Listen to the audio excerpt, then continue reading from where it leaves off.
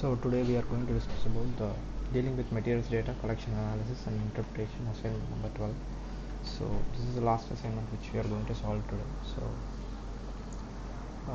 going to the first question. So which of the following results does the following command generate?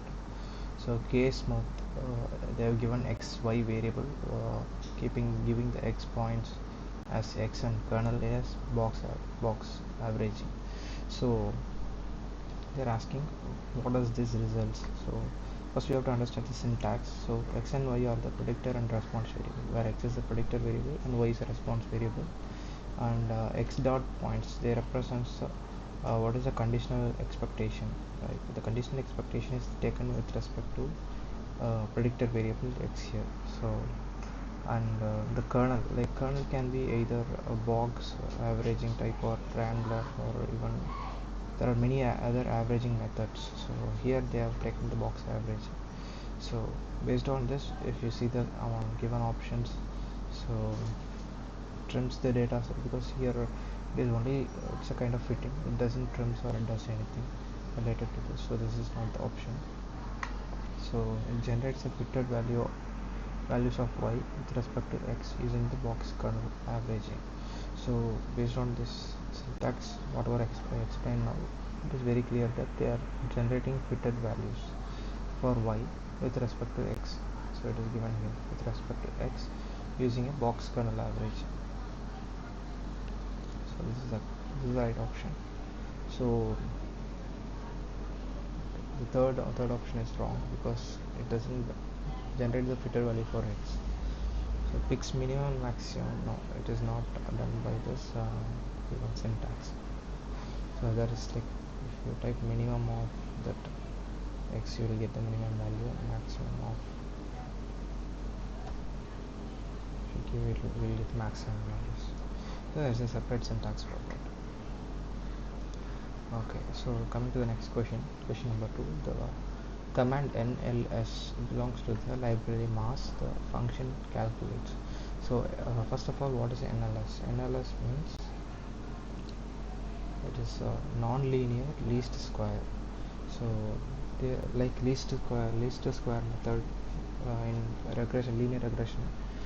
This also a least square method for non-linear curve fittings. So as name indicates, it's a non-linear. So it is not for the slope of the parameters, it's not only that, but it generates a weighted least square based on the given data frame. So it's a non-linear weighted least square estimates for the parameters. Going to the third question. The library table is used in ggplot to smoothen the plot by fitting. That is, for smoothening we have a lot of other options, like just now we saw ksmooth and nls. This is not the option, it doesn't do the smoothing. Since it is ggplot, it is something related to the plotting. So which means like you just look for the options in that way. So remove some data points from the plot, no, it just doesn't do that, because even fitting does just partly the removing some data points and give specific colors. No, this is done by the aesthetics command. So the actual answer is a draw and insert plot within the main plot. So this is the correct option. So I have generated the program. So for that I have using the ggplot tool. First I have given input data for x and related the y from x through y is equal to x square. Then I have generated the data for insert plot. Insert plot also the similar relation, but I'm generating from 0 to 10. Why do we need an insert plot? Sometimes if the plot is very complex and they have not a significance in the beginning, like this area has to be magnified and shown, or something else has to be delivered from this plot, means we can use this option. So it will be magnified in that region and shown within the same plot. So in order to do that, we need to generate here what we are doing is like we are generating the main plot, then we are generating the insert plot, and we are adding these two in the we are combining these two finally.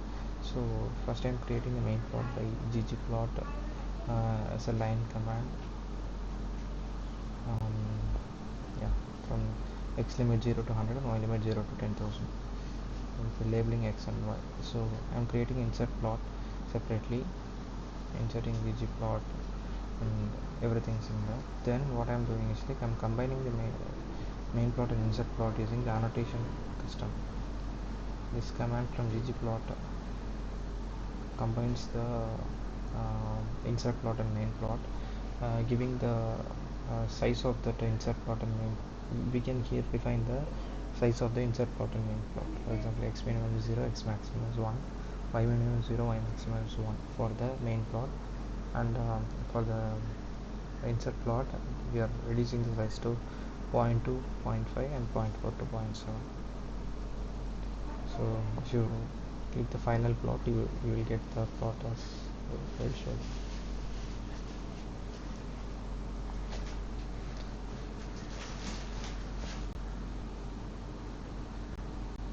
Okay, final plot is like this. Within the main plot, you will have a subplot is insert plot. So this is how it is done. So going to the next question, fourth question. State whether the following statement is true or false. The residuals of a fit are distributed randomly and QQ-norm of residuals is a straight line and the fit is bad. So QQ-norm of the straight line residuals is a straight line means it is normally distributed. So it is normally distributed and the fit is good, because generally the fit should follow a random distribution. So that is a condition. So random distribution is a condition, because like if it is having some specific distribution like this, then the residuals doesn't satisfy the requirement, right? Should be like randomly distributed between the given limits through the perfect straight line. So here for that to happen, it should be randomly distributed. So the residuals of the fit are distributed randomly. It is false. If it is randomly distributed and QQ is a straight line, then the fit is good. What is the fifth question? The name of the R function is to compute the analysis of variance. This itself we can try. It's ANOVA, analysis of variance. This is the answer. Going to the sixth question. The library FRF2 for design of experiments in R is used for FRF2 means it's a fractional factorial design with level 2. So this is fractional factorial. FR means fractional, F means factorial design with level 2 with two levels. Yes. So physically, what does it mean? So if I have temperature and pressure as the two factors, each with two levels, like temperature can be high and temperature and pressure can be high or low. The resulting total number of four possible combinations are like high temperature, high pressure, high temperature, low pressure, and low temperature, high pressure, and low temperature, low pressure. These are the four combinations. So to analyze these things with the probability data, so we use this FRF2. So it is fractional factorial design with two levels.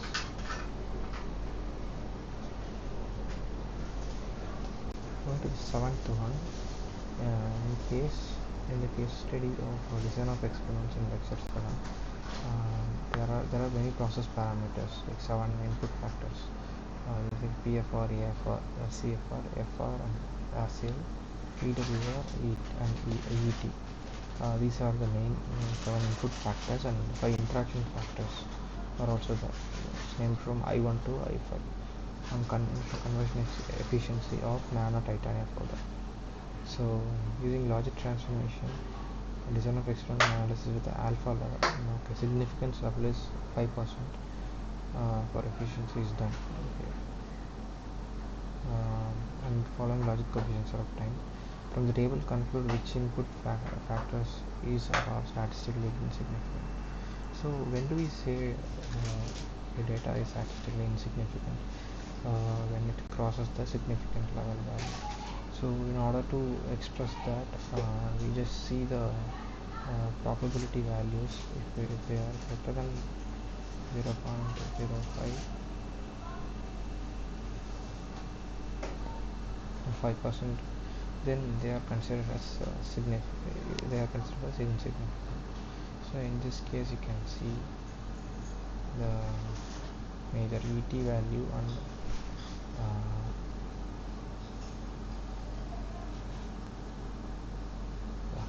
ET value and AFR. Sorry, not AFR. ET value and CFR. Yeah. So both are exceeding the given limit. So these two are the insignificant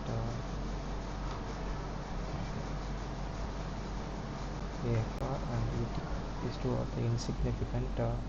So they are statistically insignificant factors. So with the same question, with the same data set and the results, they have asked another question. Using the same table, find out which of the following interacting factors affect the conversion efficiency.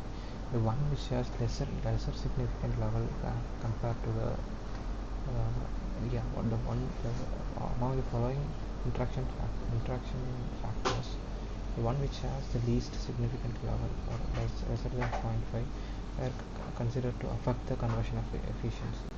So if you see the data again here,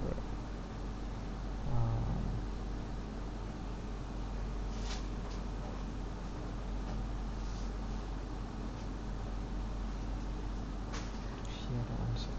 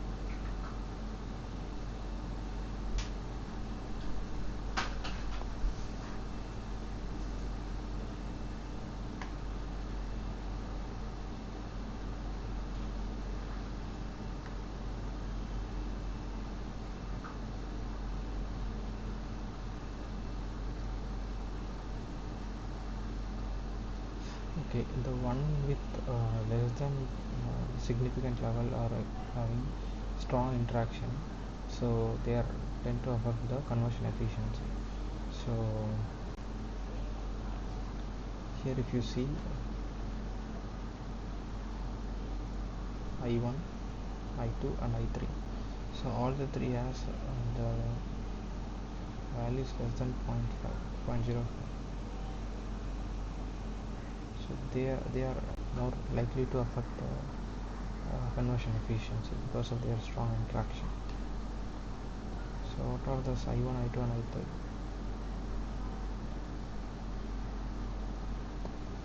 PFR, AFR, PFR, CFR and PFR, FR. These three factors affect the conversion efficiency.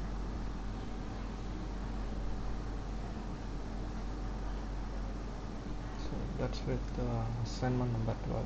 So if you have further doubts on any of the previous assignments or current assignments, you can write a mail to this mail ID.